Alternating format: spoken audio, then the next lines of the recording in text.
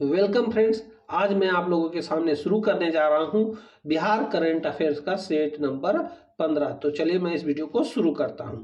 आज का हमारा पहला प्रश्न है, भारतीय खाद्य सुरक्षा और मानक प्राधिकरण का तीसरा राज्य खाद्य सुरक्षा सूचकांक जारी किया गया है, इसके संबंध में कौन सा कथन सत्य है? तो यहाँ पे आप ऑप्शन देख रहे होंगे। बड़े राज्यों में गुजरात को पहला स्थान प्राप्त हुआ, यह सही है। और छोटे राज्यों में गोवा को पहला स्थान प्राप्त हुआ, ये भी सही बात है। और बड़े राज्यों में बिहार को अंतिम स्थान यानी 20वां स्थान प्राप्त हुआ, यह भी सही है। यानी इस प्रश्न का सही उत्तर हो जाएगा उपयुक्त में से सभी। अब हम चलते हैं अगले प्रश्न की ओर। हमारा अगला प्रश्न है, देश का पहला राज्य कौन होगा जहां गन्ने से बनने वाली गुड़ उत्पादन को उद्योग का दर्जा दिया जाएगा? तो वह राज्य है बिहार, यानी ऑप्शन नंबर डी इस प्रश्न का सही उत्तर हो जाएगा। आप यहाँ पे इमेज में भी देख रहे होंगे, गन्ने से गुड़ उत्पादन किया जा रहा है। अब हम चलते हैं अगले प्रश्न की ओर।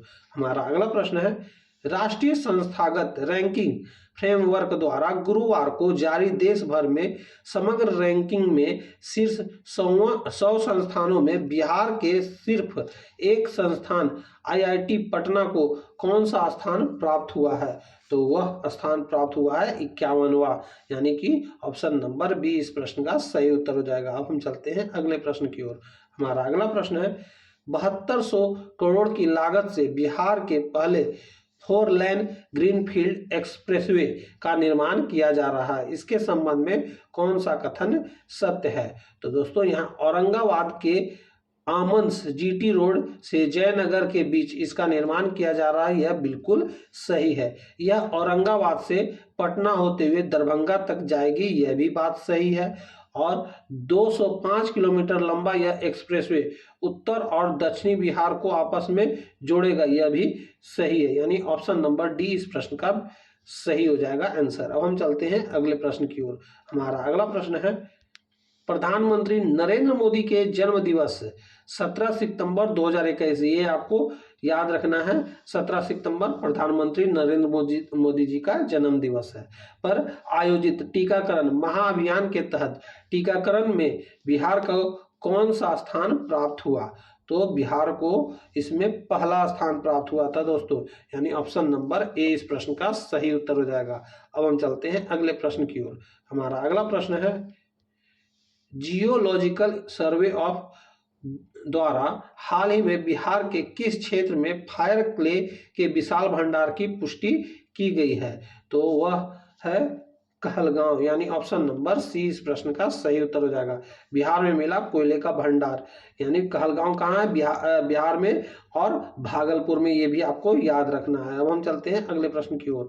हमारा अगला प्रश्न है, बिहार में अपने तरीके का पहला पक्षी प्रदर्शक प्रशिक्षण कार्यक्रम किस जिले में आयोजित किया जाएगा? तो यह किया जाएगा भागलपुर में, यानी ऑप्शन नंबर सी इस प्रश्न का सही उत्तर हो जाएगा। अब हम चलते हैं अगले प्रश्न की ओर।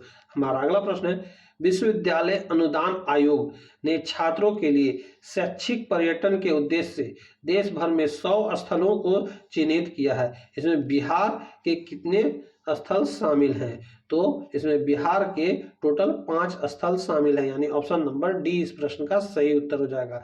यहाँ पे आप इमेज में देख रहे होंगे विश्वविद्यालय अनुदान आयोग। अब हम चलते हैं अगले प्रश्न की ओर। हमारा अगला प्रश्न है, बिहार सरकार द्वारा एड्स को किस वर्ष तक समाप्त करने का लक्ष्य निर्धारित किया गया है? तो वह वर्ष है 2030 तक, यानी ऑप्शन नंबर बी इस प्रश्न का सही उत्तर हो जाएगा। अब हम चलते हैं अगले प्रश्न की ओर। हमारा अगला प्रश्न है, गंगटोक यानी सिक्किम में आयोजित प्रथम ऑल इंडिया बॉल बैडमिंटन प्रतियोगिता में किस राज्य की पुरुष एवं महिला दोनों टीमें चैंपियन बनी? तो उस राज्य का नाम है बिहार, यानी ऑप्शन नंबर सी इस प्रश्न का सही उत्तर हो जाएगा। अब हम चलते हैं अगले प्रश्न की ओर। हमारा अगला प्रश्न है, 21 अक्टूबर 2021 को बिहार विधानसभा भवन के शताब्दी समारोह में निम्नलिखित में से किस व्यक्ति ने शिरकत की? तो उस व्यक्ति का नाम है राष्ट्रपति रामनाथ कोविंद जी, यानी ऑप्शन नंबर बी इस प्रश्न का सही उत्तर हो जाएगा। अब हम चलते हैं अगले प्रश्न की ओर। हमारा अगला प्रश्न है, पटना के किस व्यक्ति ने 2500 से ज्यादा मैथ्स के फार्मूले को संग्रहित कर गोल्डन बुक ऑफ वर्ल्ड में अपना नाम दर्ज कराया, तो उस व्यक्ति का नाम है किशनलय शर्मा, यानी ऑप्शन नंबर सी इस प्रश्न का सही उत्तर हो जाएगा। अब हम चलते हैं अगले प्रश्न की ओर। हमारा अगला प्रश्न है, बिहार की पहली जैविक सब्जी हाट बिहार के किस जिले में स्थित तिलका मांझी स्थित कृषि कार्यालय में खोली गई? तो यह खोला गया है भागलपुर में, यानी ऑप्शन नंबर बी इस प्रश्न का सही उत्तर हो जाएगा। आप यहाँ इमेज में भी देख रहे होंगे, जैविक खेती से बनी ग्रामीण महिलाओं की जिंदगी खुशहाल, ये आप याद रखेंगे। तिलका मांझी कहाँ है? तो भागलपुर में है, ये भी आपको याद रखना है। अब हम चलते हैं अगले प्रश्न की ओर। हमारा अगला प्रश्न है, हाल ही में बिहार का पहला जिला कौन बना जहां सभी पंचायत में पुस्तकालय की व्यवस्था की गई? तो वह जिला का नाम है पूर्णिया, यानी ऑप्शन नंबर डी इस प्रश्न का सही उत्तर हो जाएगा। अब हम चलते हैं अगले प्रश्न की ओर। हमारा अगला प्रश्न है, केंद्र सरकार की योजना के तहत बिहार के किस शहर में राजापुर मोड़ के निकट हेलीपोर्ट बनाने के प्रस्ताव को मंजूरी दी गई है? तो वह है बोधगया, यानी ऑप्शन नंबर ए इस प्रश्न का सही उत्तर हो जाएगा। अब हम चलते हैं अगले प्रश्न की ओर।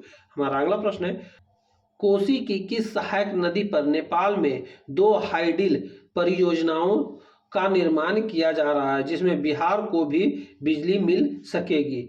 तो उसका नाम है अरुण कोसी, यानी ऑप्शन नंबर बी इस प्रश्न का सही उत्तर हो जाएगा। अब हम चलते हैं अगले प्रश्न की ओर।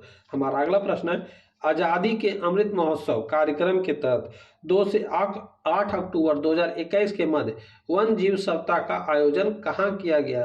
तो यह किया गया था दोस्तों संजय गांधी जैविक उद्यान पटना में, यानी ऑप्शन नंबर डी इस प्रश्न का सही उत्तर हो जाएगा। यहाँ पे इमेज में आप देख रहे होंगे आजादी का अमृत महोत्सव। अब हम चलते हैं अगले प्रश्न की ओर। हमारा अगला प्रश्न है, भारत वन स्थिति रिपोर्ट 2021 के अनुसार बिहार में वनावरण एवं वृक्षावरण में क्रमशः वृद्धि हुई है। तो कितना वृद्धि हुआ है दोस्तों? तो यह हुआ है 75 वर्ग किलोमीटर और 338 वर्ग किलोमीटर तक, ये आपको याद रखना है। अब हम चलते हैं अगले प्रश्न की ओर।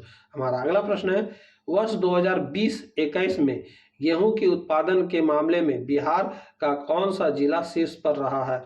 तो बिहार का बेगूसराय जिला जो है वह शीर्ष पे रहा है गेहूं उत्पादन में। अब हम चलते हैं अगले प्रश्न की ओर। हमारा अगला प्रश्न है, वर्ष 2020 से 21 में गेहूं का सर्वाधिक उत्पादन निम्न में से बिहार के किस जिले में हुआ है?